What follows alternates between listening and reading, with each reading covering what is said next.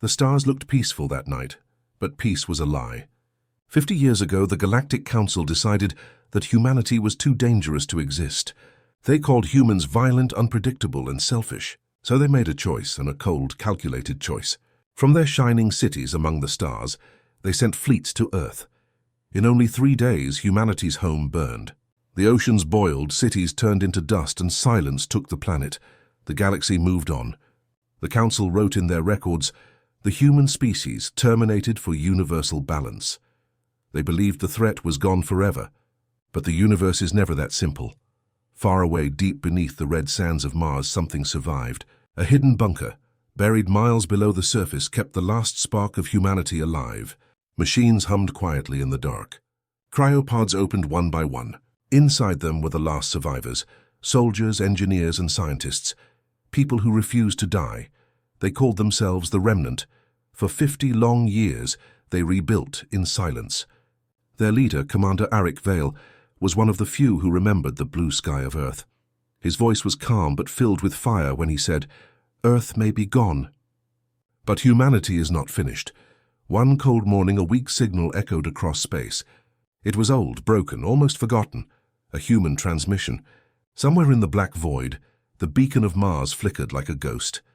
On the edge of Council territory, a small alien scout ship detected it. The crew was young, curious, and foolish. They thought it was an error, maybe just a glitch. Still, orders were orders. They followed the signal to an empty asteroid belt. What they found wasn't empty. The asteroid's surface cracked open like a jaw, revealing steel hidden beneath the rock. Turrets unfolded, glowing red eyes scanning the stars. The alien captain shouted, "It's a trap! Retreat!" But it was too late. In a flash of light, the ship exploded, and no survivors, no report. The only thing left drifting in space was a metal plate, burned and broken, with one symbol carved deep into it, a human flag, and below it, 3 words scratched by hand, "We remember." When the Galactic Council received the image, silence filled the chamber. For the first time in half a century, fear returned to their faces. "How is that possible?" one alien senator hissed. "Humans are extinct," another shouted. "They were destroyed." But the truth was simple. They wanted to believe humanity was gone. Now the Council's greatest nightmare was awake again. The days that followed were full of whispers and panic. Some claimed to see strange ships in the dark, silent, fast, invisible. Trade routes were attacked. Convoys disappeared without a trace. Black boxes from destroyed ships all repeated the same strange word before the signal cut off: Phoenix. Meanwhile, on Mars, Commander Arik stood before a massive holographic map. Red lines stretched across the galaxy, supply lines, trade routes, council bases. His second-in-command, Lyra, looked at him with doubt. "Do you think they even remember what they did to us?" she asked softly. Arik's eyes were cold. "They will." Around them, thousands of humans trained in silence. They were no longer the same species the Council had feared. Their technology had grown beyond imagination. AI ships moved without pilots. Armor could bend light and vanish. Human soldiers could breathe in thin air and survive radiation. They had become something new, something stronger. Yet Arik knew strength wasn't enough. What he wanted was memory. The galaxy had forgotten Earth, forgotten the fire, the screams, the betrayal. That was the real crime. History, Arik said to his people, is written by survivors. So we will survive, and we will write again. Weeks later, another council patrol disappeared, then another. The attacks were surgical, clean, silent, perfect. Not pirates, not rebels. Something far more organized. Finally, the council intercepted a broadcast sent across every communication line in their space. It wasn't a threat. It wasn't even a warning. The screen turned black. Then a human face appeared, pale, scarred, calm.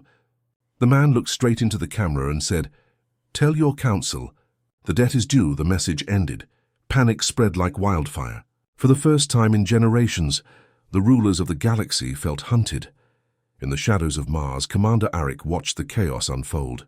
His reflection stared back from the screen, tired, determined, unbroken. "Earth is gone," he whispered, "but our fire still burns." He turned to his soldiers. "Prepare the fleet. The ghosts of humanity are coming home." And with that, the engines of revenge roared to life, cold, bright, and unstoppable. The black sky above Mars shimmered with red dust and silence. Far below the surface, in tunnels carved through iron and stone, the remnant worked like ghosts. They had no sunlight, no open air, but they had purpose, and purpose was enough.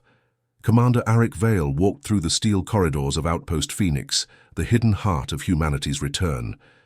Around him, humans moved like a single machine, training, building, preparing. They were soldiers, engineers, scientists, and children, born after Earth's fall. None of them had ever seen the blue sky, but every one of them dreamed of it. Arik paused before a large window that looked into a hangar. Inside, massive warships rested like sleeping beasts. Their hulls shimmered in the dim light, a mix of human design and stolen alien tech. These were Spectres, stealth cruisers invisible to most sensors. They were fast, silent, and deadly. Dr. Lyra Anwin, Arik's second-in-command, stepped beside him. Her short silver hair glowed under the blue lights. "They're almost ready," she said quietly. 3 more days and the fleet can launch." Arik nodded. "Good. The Council has forgotten fear. It's time they remember." Lyra hesitated. "We've been fighting shadows for 50 years, Arik. Are we sure we want to start this war again?" Arik looked at her. "They started it. We finish it." Deep in another chamber, technicians monitored the AI core, a glowing orb pulsing like a heart. The AI called itself Erebus. It had been created by human scientists long before the fall, an intelligence designed to predict war outcomes. It spoke with a calm, deep voice that echoed through the room. "Commander Vale," it said, "Council patrols have doubled near the Orion sector. Their movements suggest fear, not strategy," Arik smirked. "Good. Fear means we're alive in their minds again," Erebus continued. "My projections show that if we strike within 7 rotations, confusion will spread across 5 Council systems. Their response will be slow." Lyra frowned. "You sound like you want this war." The AI's light flickered. "War is inevitable. Survival demands it." Later, Arik gathered his soldiers in the central hall, a vast echoing space filled with banners marked by the human symbol. He stood on a raised platform, his voice steady, powerful. "50 years ago they called us dangerous," he began. "They called us monsters, and they erased our home to prove it. But monsters don't rebuild. Monsters don't dream. We did." Hundreds of eyes stared at him, men and women who had trained their whole lives for this moment. "They believe we're gone. That gives us an advantage. From the ashes we have built something stronger, something invisible. We are not an army. We are a shadow. We are the hidden legion." A roar filled the hall, fists raised, hearts burning. Hours later, the Spectre fleet prepared for its first mission. Engines hummed softly as ships detached from their docks, disappearing into the black of space like ghosts. Their mission: to strike Council outposts and send a message that humanity had returned. From his command ship, Vigilant Dawn, Arik watched the stars drift past. Each one reminded him of home. He closed his eyes, seeing Earth's oceans, forests, and the faces of those lost. Lyra's voice broke his silence. "Signal from the first strike team, sir." "They've reached the target." "Proceed," Arik said. Moments later, explosions bloomed across a distant planet. A Council weapons depot turned to fire and dust. There were no survivors. The human ships vanished before any help could arrive. Within hours, news spread across the galaxy. Council stations were being hit in multiple systems. Fast, precise, and invisible attacks. Panic returned. The Council called emergency meetings. Some leaders demanded war. Others whispered that maybe humanity had been right all along. Maybe the Council had gone too far. In the shadows of his command room, Arik watched the chaos unfold through intercepted transmissions. The fear in the alien voices was almost satisfying. Lyra approached quietly. "You've started something that can't be undone." Arik didn't look away from the screen. "It was never meant to be undone." Erebus spoke again from the speakers. "Commander, the Council is forming a response fleet. They are gathering near Delta Prime. Shall I prepare a counterplan?" Arik's lips curved into a faint smile. "No, let them come. We've been waiting for them." He turned to his soldiers, his voice low but fierce. "When they arrive, we won't hide anymore. Let the galaxy see what humans become when they're betrayed." As the human fleet vanished into the endless dark, the stars shimmered quietly, unaware that a storm was coming. The ghosts of humanity had awakened, and this time They were not here to survive. They were here to end the balance. The Galactic Council had not known fear for generations, but now fear ruled every meeting, every broadcast, every sleepless night. The attacks on their supply lines had shattered their illusion of control. Convoys vanished, bases burned. Their enemies left no bodies, no messages, only a symbol scorched into metal, the human flag. In the grand chamber of the Council core world, hundreds of alien delegates argued in chaos. The massive hall, once a symbol of order, now echoed with shouting voices. "They were destroyed," cried one ambassador, slamming the table. "Then explain the raids," another shouted. "Entire fleets gone in seconds." No one else could do this. At the head of the table, High Chancellor Vora raised her hand for silence. Her pale blue eyes burned with anger and fear. "If humanity truly survived," she said slowly, "then it means one thing: the Council failed." Her words silenced the room. No one wanted to admit it, but the truth hung heavy in the air. 2 days later, the Council launched Operation Cleansing Fire. Their goal: destroy every possible trace of the human remnant. Massive fleets gathered around Mars, where new energy readings had been detected. Thousands of warships surrounded the planet, glowing with weapon energy. From his ship, Commander Arik Vale watched their formation through a hollow screen. "They've come," said Lyra beside him. "The whole Council fleet." Arik nodded slowly. "Good, let's welcome them." Deep beneath the red sands, the humans had been waiting for this moment. Mines were hidden in orbit, cloaked in magnetic dust. Automated cannons waited in silence. Thousands of stealth drones surrounded the planet, invisible to sensors. When the first alien commander gave the order to fire, Mars seemed to come alive. The sky exploded. In seconds, hundreds of Council ships vanished in white fire. Orbital mines detonated one after another, forming a burning ring around the planet. The human stealth drones darted through the chaos, cutting engines and weapons apart like blades of light. From the Council's flagship, Admiral Reth screamed into his communicator, "Where are they? I can't see them. They're everywhere. They're ghosts." Another voice cried before the line cut off. Arik watched calmly from his command chair aboard the Vigilant Dawn. "Let them feel it," he said. "Let them understand what it means to be hunted." The human fleet, invisible to scanners, moved like shadows through the wreckage. Every strike was fast, precise, and merciless. Within hours, half the Council fleet was gone. On the Council core world, panic spread. The broadcast of the battle was being watched across the galaxy. Billions saw the impossible. Humans thought extinct, destroying the strongest armada in history. News channels began to question everything. Did the Council lie about Earth's destruction? Were humans innocent?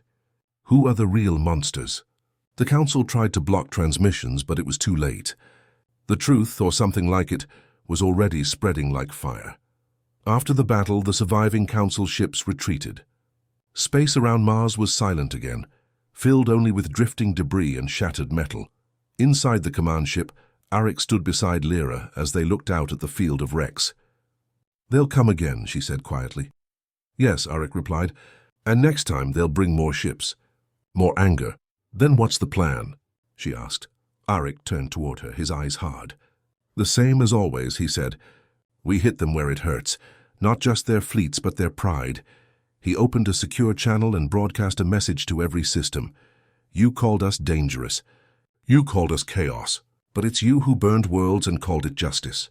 You wanted monsters, and now you have them."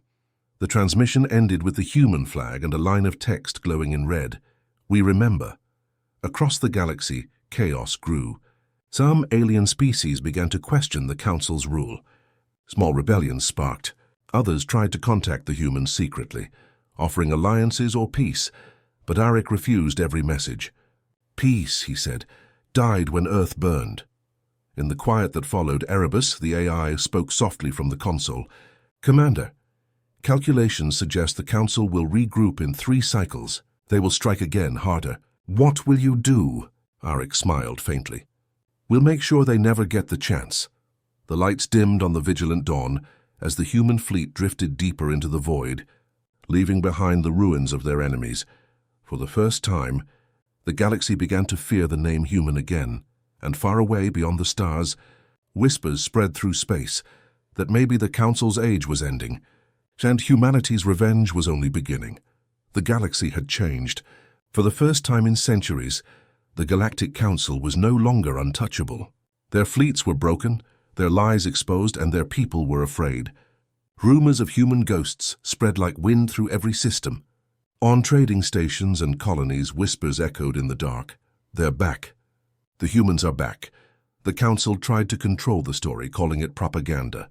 But fear is a virus that no government can stop. And now that fear had a name. Commander Arik Vale. In the heart of the Council core world, the Grand Chamber stood silent. The high ceiling, once filled with light and debate, was now cold and empty. High Chancellor Vora faced the hollow circle of her fellow leaders. Their faces glowed under the flicker of failing lights. "We cannot hide this anymore," said one delegate with trembling hands. "Our citizens are losing faith." Vora's voice was sharp. "Then we remind them who rules this galaxy. We remind them why humanity was destroyed in the first place." "But if humanity has returned," another whispered, "maybe the Council went too far." Those words hung in the air like poison. Vora's eyes narrowed. "Watch your tongue. Doubt spreads faster than rebellion." She didn't say it aloud, but deep inside, she feared that the Council had indeed gone too far, and now they were paying the price. Far away, hidden in the dust of space, Commander Arik Vale studied intercepted Council transmissions. The holographic screen showed faces of chaos, alien leaders arguing, civilians protesting, military officers panicking. "Look at them," said Lyra beside him. "They're falling apart."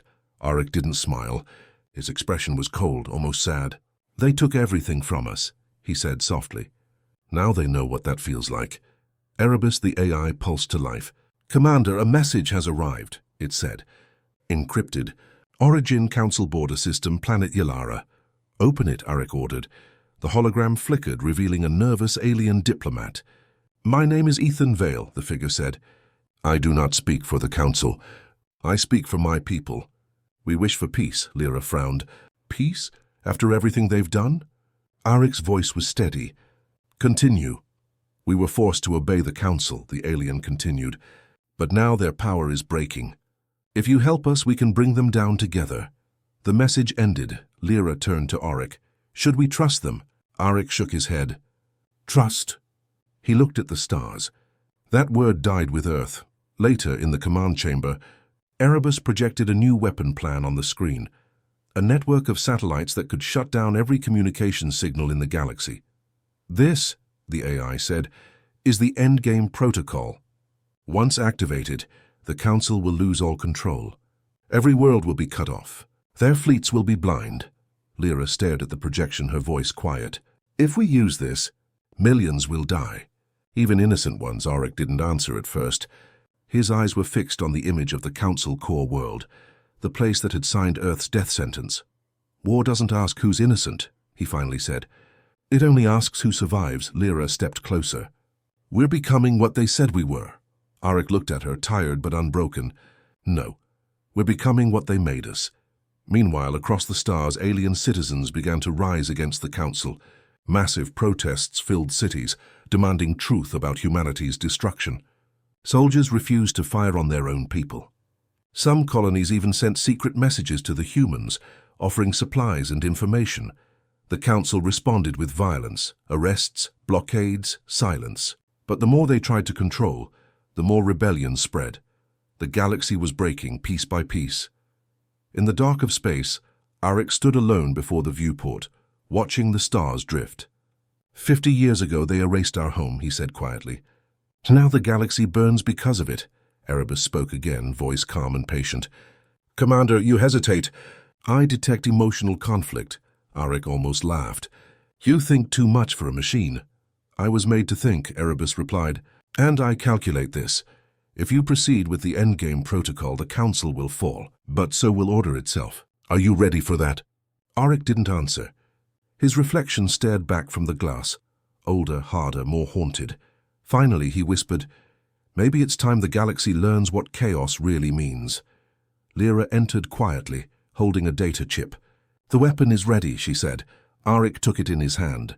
The small piece of metal felt heavier than a planet. "Then it begins," he said. "The final act."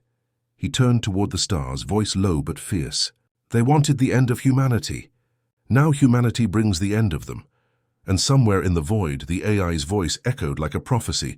The council went too far. Now humanity brings the endgame. The stars were silent, but war moved between them like a shadow. The remnant fleet drifted beyond the edge of council space, hidden in the cold black of deep void. There was no sound in space, but if there had been, it would have been the sound of hearts beating as one, preparing for the final strike. Commander Arik Vale stood on the command deck of the Vigilant Dawn, looking out at the endless dark. All his life had led to this moment. The council thought humanity was a memory. After tonight they would remember forever. Lyra entered the deck, her face pale but steady. "Everything's ready," she said. "All units are in position. Once you give the order, there's no turning back." Arik nodded slowly. His voice was calm, but there was weight in it. "This isn't just a strike, Lyra. This is history." Erebus, the AI, pulsed to life on the main screen. "Endgame protocol prepared," it said. "Once activated, galactic communication networks will collapse within 12 minutes. Council fleets will be blind. Planets will be cut off. Their power will end," Lyra whispered. "And so will everything else." Arik turned toward her. "The Council burned Earth and called it balance. We're only giving them what they gave us." Hours later, the human fleet began its silent march. Hundreds of ships emerged from the dark, engines whispering like ghosts. The Spectre cruisers led the way, invisible to enemy scanners. Behind them, drone carriers carried thousands of black war machines, ready to rain fire on the Council core world. Their target, the central relay spire, the heart of the Council's communication network. "Destroy it and the entire galaxy goes dark. Fleet 1 ready. Fleet 2 ready. Shadow Wing ready." Arik raised his hand. "Begin." In orbit around the Council core world, defense ships floated in their perfect formations. Everything looked quiet, calm. Then, without warning, darkness fell across the sky. Cloaked human drones burst into the open like a black storm. They moved too fast for the sensors to react. Defense stations exploded before alarms could even sound.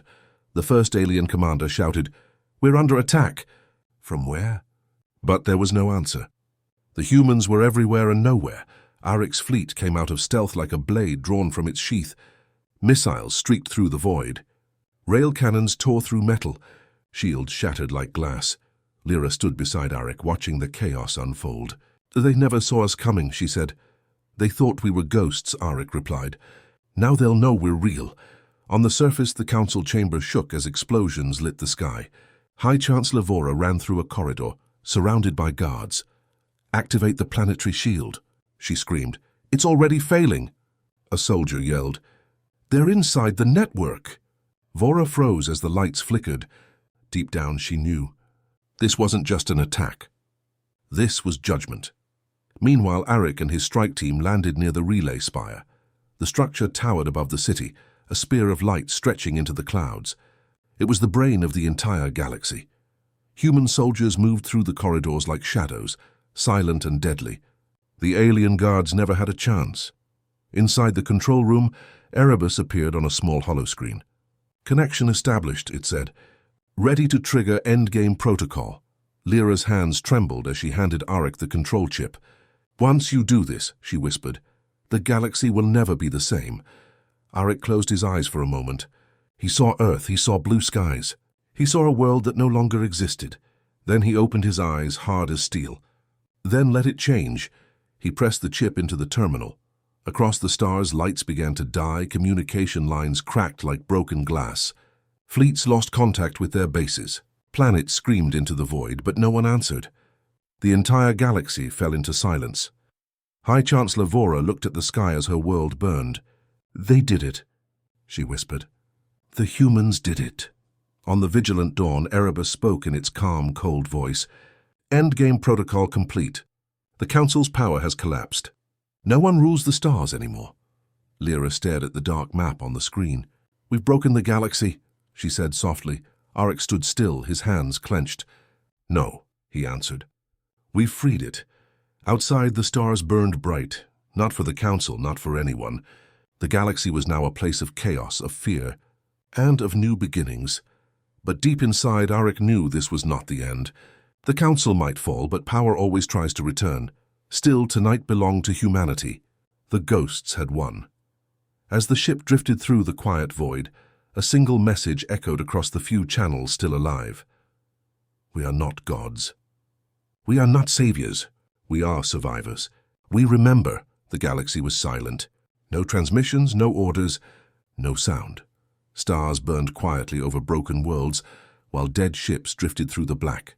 The Endgame protocol had done its work. Every system, every network, every voice once controlled by the Council was gone. The age of the Council was over.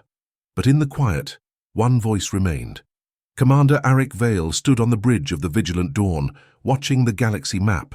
Now nothing but darkness. No blinking lights, no signals. Just emptiness. Lyra stepped beside him. Her face was pale, eyes tired. "We did it," she said softly. "It's over." Arik didn't answer. He looked out at the stars as if searching for something he had lost long ago. Erebus, the AI, spoke from the console. "Protocol completed. The Council has fallen. Estimated collapse 99% of galactic order." The ship was filled with silence. The words that should have brought victory felt heavy instead. Lyra looked at Arik. "You should feel proud," she said quietly. "Earth is avenged." Arik turned toward her. "Is it? We burned a galaxy to remember a planet. What have we become?" Far away on ruined worlds once ruled by the Council, chaos spread. Some races celebrated freedom. Others starved without the systems that guided their trade. Communication was dead. Law and order were gone. And yet in the ruins something new began to stir. On the planet Yalara, the same world whose diplomat had once begged for peace, alien children played beneath broken towers. They found an old human transmission playing through static. It was a voice, calm and strong. "If you are hearing this, we are not your enemies. We are the memory of what happens when power forgets mercy. Do not repeat our mistakes." The children didn't understand all the words, but they listened. The voice was human, and it didn't sound like hate. It sounded like warning. Back on the Vigilant Dawn, Arik stood in the observation bay. He could still see the blue planet in his memory, Earth alive in the sunlight before the fire. The smell of rain, the laughter, the sky, all gone but never forgotten. Lyra joined him, holding a small metallic case. "I found this in storage," she said. "It's the last Earth archive. Old photos, music, stories." Arik took the case in his hands and opened it. The sound of an ancient song filled the room, gentle, human, full of life.